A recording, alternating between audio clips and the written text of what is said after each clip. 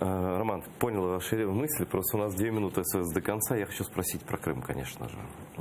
Значит, вот изменения в Конституции. Вы были одним из авторов Конституции, которая ныне действующая. Вот недавно внесены изменения по ЕС и НАТО.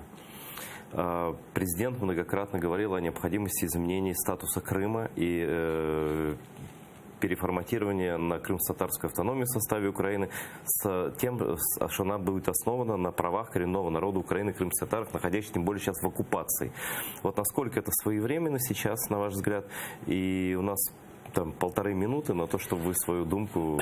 Перше, це треба було робити давно, тому що це відкриває абсолютно інший підхід до стабілізації ситуації у Криму і повернення територіальної цілісності. Але це треба робити тільки в постійному діалозі з Меджлісом, з лідерами кримських татар.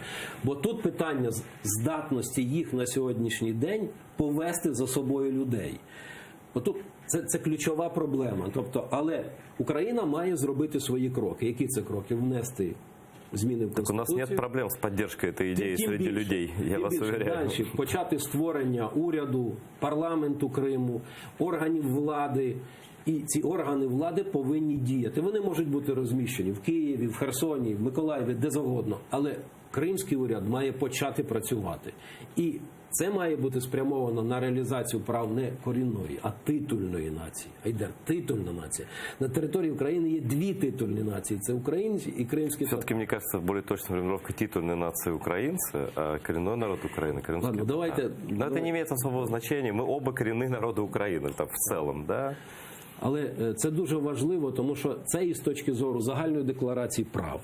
І ситуацію в Генеральній асамблеї ООН, в Європейському Союзі, в ОБСЄ, це відкриє зовсім інший шанс для діяльності, для вирішення проблем. Бо на сьогоднішній день, по суті, світ дивиться на знищення кримських татар. І мені це болить, тому що це територія України. І українці несуть таку ж саму відповідальність за долю кримських татар.